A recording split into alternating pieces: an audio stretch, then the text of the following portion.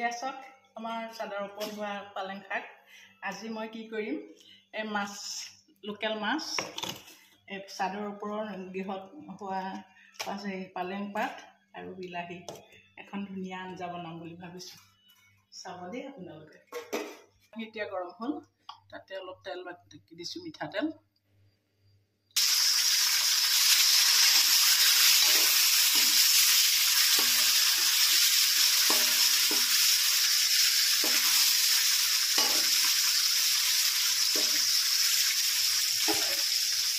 মাছখিনি প্ৰায় ভাজি হৈ গৈছে, এতিয়া এখন থালত কাঢ়ি পেলাইছোঁ।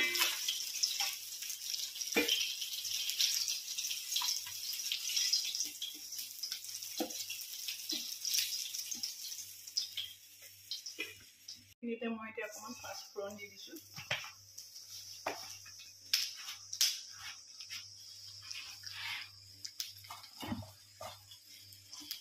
অকণমান পিঁয়াজ দি দিছোঁ।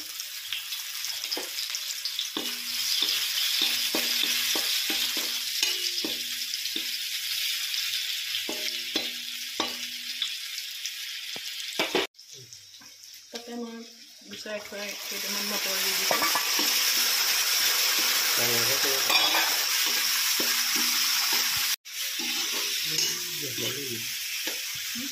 সেইখিনি পনি যোৱাৰ পিছত এতিয়া মই পালেং শাকখিনি দি দিছোঁ। শাকখিনি আৰু অলপ সিজক বুলি মই অকণমান ঢাক মাৰি দিছোঁ। অকণমান পানী দি দিছোঁ জোখমতে।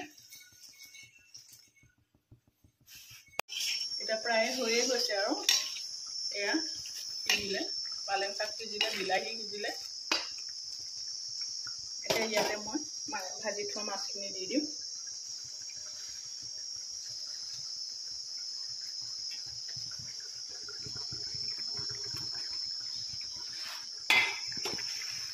ইয়াতে মই অকণমান কেঁচা ধনিয়া দি দিছোঁ।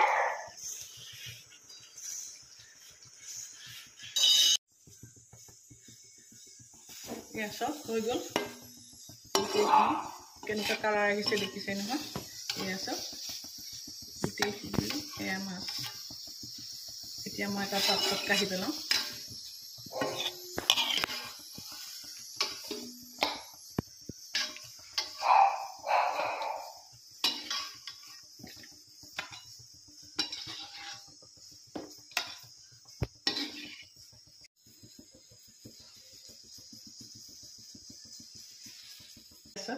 ইমান ধুনীয়া হৈছে। আপোনালোকৰ কেনে লাগিছে জনাবচোন। যদি ভাল লাগিছে লাইক কমেণ্ট দিব বুলি আশা কৰিলোঁ। ইয়াক খাব হৈ গ'ল আমাৰ। আপোনালোককো নিমন্ত্ৰণ কৰিছোঁ, আহিব পালেং শাকৰ মাছৰ জোলেৰে এসাঁজ আমাৰ ঘৰত উদৈপুৰে খাই যাব। এই ভাতৰ থালিত আছে মাছ ফ্ৰাই, পেটু ভাজি বেঙেনাৰ লগত, পাপৰ, ওলকবি আলু ভাজি আৰু মাছৰ তৰকাৰী। তেতিয়াহ'লে এতিয়া আমি খাওঁ আৰু দেই। আপোনালোকে চাই থাকক আৰু আহিব খাব।